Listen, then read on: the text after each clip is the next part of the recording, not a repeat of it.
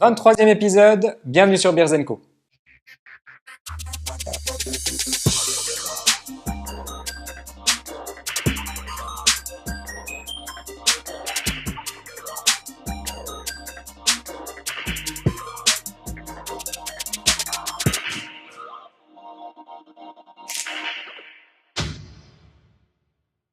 Ravi de vous retrouver pour un tout nouvel épisode. Cette semaine, nous partons au Tessin rencontrer la brasserie Schmidt, qui se trouve dans la ville de Biasca. On va déguster la Coast Ale, qui est une ale de type anglaise. Et on continuera ensuite avec sa Dry Stout, qui devrait être relativement intense, on va voir ça. Et on finira avec ce beer tasting, un type de bière que je ne vous ai encore jamais fait découvrir, qui est la Imperial IPA, aussi appelée Double IPA, voire Triple IPA. Là, en termes d'intensité, ça risque d'être quelque chose. Mais commençons tout de suite avec cette Coast Ale, qui, comme je vous le disais, est une ale de type anglaise. Donc, je m'attends à retrouver quand même de l'intensité. Je m'attends à retrouver des arômes bien présents en bouche et même au nez. Je peux vous dire que déjà, rien que de là, on commence déjà à sentir ce côté fruité. Et je ne l'ai même pas encore apporté vraiment au nez. Mais avant, regardons un peu cette couleur où on est vraiment dans un orange cuivré. Très jolie couleur, vraiment couleur automnale comme ça. Toute petite mousse, comme vous pouvez voir. Oh là là, ouais, c'est bien ce que je vous disais. Alors, vous avez un nez bien fruité. On sent aussi un peu le houblon.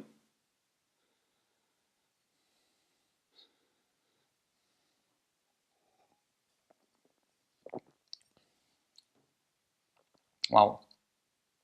Très légère. Alors, je ne pensais pas qu'elle allait être autant légère que ça en bouche. Très limpide. Elle vous laisse une bouche très fraîche, très nette. Alors, comme je vous disais, effectivement, le côté fruité, on le retrouve assez rapidement. On a le houblon, elle l'emporte.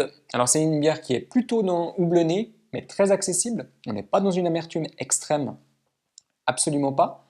On a aussi des notes en fin de bouche. Ouais, on a des petites notes de caramel. Et aussi un côté, ouais. On a aussi un côté floral. Alors lui, il vient vraiment en deuxième partie de dégustation. On commence plutôt directement avec un côté houblonné, avec ce côté fruité aussi, très intense. Et effectivement, on termine avec des petites notes assez subtiles de caramel et ce bouquet floral. Elle est moyennement ronde, je dirais. Elle est très agréable à boire. Elle est à 4,6% de volume d'alcool.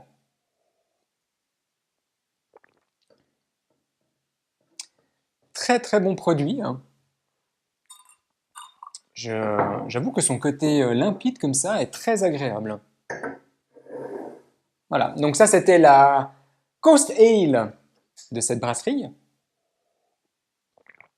Et on continue immédiatement avec cette Dry Stout, donc, qui est une bière. Regardez tout de suite la couleur. Vous pouvez voir que c'est une bière noire. Waouh! Je la mets là.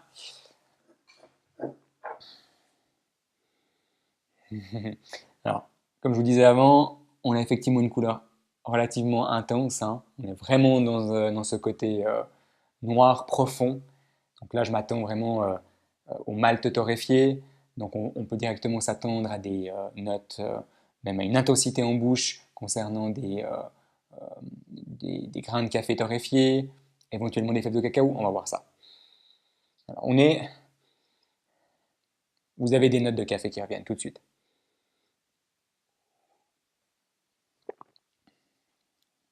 Très très peu d'effervescence. Vraiment très très peu. Ça, c'est vraiment le premier point. Mhm. Alors, elle est bien intense, elle est bien agréable. Elle est vraiment accessible. Donc, elle est harmonieuse, elle est bien assemblée. Le houblon l'emporte sur la fin.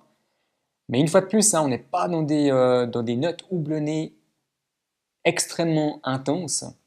Pas vraiment. Il y a un doux équilibre qui a été fait, mais ça part quand même sur cette longueur en bouche, sur cette intensité, qui finit avec plutôt le côté houblonné. Alors on a aussi des notes directes de café, ça c'est sûr. Les grains de café torréfiés ressortent et ça vous l'obtenez. Ils l'obtiennent grâce au malt, c'est le malt qui apporte ça. Le fait qu'il soit grillé, qu'il soit chauffé à haute température, exhale ces saveurs-là. Il n'y a aucun café qui est ajouté. C'est vraiment le travail qui a été fait sur les maltes, les différents maltes, qui apportent ces saveurs-là. Alors, on a aussi effectivement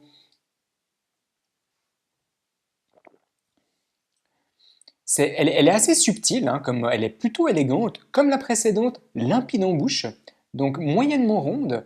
Elle vous laisse aussi une bouche relativement fraîche. C'est vraiment une bière, une stout, une dry stout d'ailleurs, ouais, vraiment agréable, hein. J'ai presque envie de dire qu'on est sur, un peu sur une session de ces stouts, c'est-à-dire avec un taux d'alcool qui est beaucoup plus bas que ce qu'on pourrait s'attendre justement sur les stouts anglaises classiques. D'ailleurs, celle-là, elle est à 4,4% de volume d'alcool. Donc, c'est pas très fort en termes d'alcool.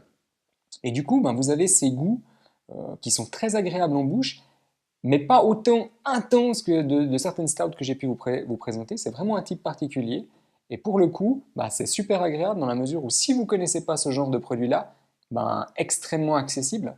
Vous n'avez pas effectivement ce houblon ou les goûts qui viennent exploser en bouche. On est vraiment dans la subtilité, dans l'harmonie et dans effectivement une bière qui est moyennement ronde. Alors personnellement, même si elle a une amertume qui est vraiment très légère, on sent aussi quelques notes de tabac, ce qui n'est pas étonnant dans ce type de produit-là. Mais c'est là aussi, hein, on est vraiment dans la subtilité. Ce qui ressent vraiment dans un premier temps, c'est son côté café torréfié, le fait qu'elle a peu d'effervescence, comme je vous ai dit, et effectivement euh, ce côté où ouais, on a aussi un petit peu ces quelques notes de tabac. Vraiment en toute fin de bouche, hein. Très agréable. Voilà, je vous la mets ici.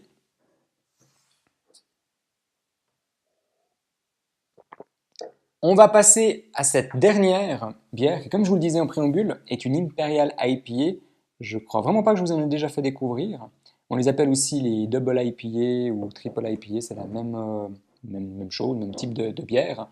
Alors là-dessus, je m'attends vraiment à avoir des saveurs ultra intenses. Alors, une Imperial IPA, c'est tout simplement qu'on a enfin tout simplement, faut le dire vite, on a intensifié les arômes, on a intensifié les goûts.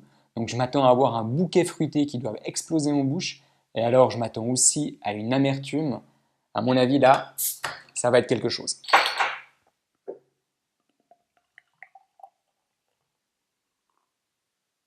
Déjà on a l'air d'avoir une effervescence, je vais la mettre ici, une effervescence qui est un petit peu plus importante. On a aussi un petit peu plus de mousse, une couleur, ouais, vous voyez, on est aussi un petit peu dans le orange cuivré, hein. Une jolie mousse, puis alors on est très fruité, comme je vous le disais, hein. On sent aussi directement le houblon. Ouais, pas de doute.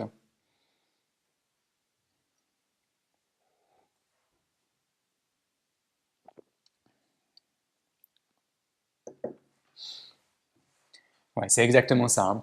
Donc vous avez une attaque en bouche directe qui part sur un côté houblonné.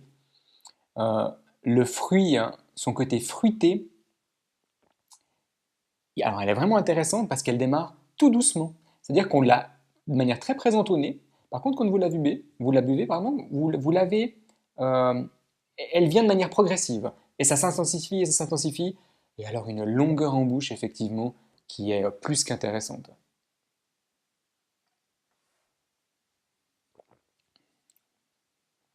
Ouais. Ouais, c'est vraiment c'est bien assemblé aussi. C'est vraiment ces deux côtés-là qu'on a, ce côté fruité qui vient et qui monte en puissance au fur et à mesure que vous dégustez cette bière-là. Et effectivement, alors après, cette rondeur en bouche, cette longueur en bouche que vous avez grâce au houblon, il est indéniable. Donc ça, c'est vraiment un produit qui est nettement plus houblonné que les deux précédents. Mais personnellement, je trouve que ça reste encore relativement accessible, hein. Euh, mais voilà, il faut le savoir, il y a une amertume qui est indéniable dans ce produit-là. On a une effervescence aussi qui est plutôt moyenne. C'est pas très, c'est pas très effervescent, pas une grosse carbonisation du tout.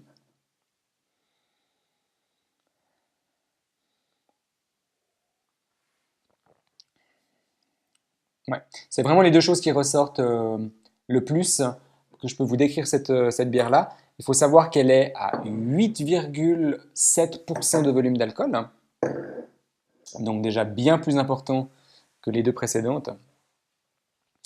Et donc voilà, c'est comme ça que s'achève cet épisode, ce 23e épisode déjà de Beers Co. Merci beaucoup pour votre fidélité. Je vous retrouve dans une semaine, maintenant on a pris l'habitude, pour vous présenter une nouvelle brasserie avec 3 nouveaux produits.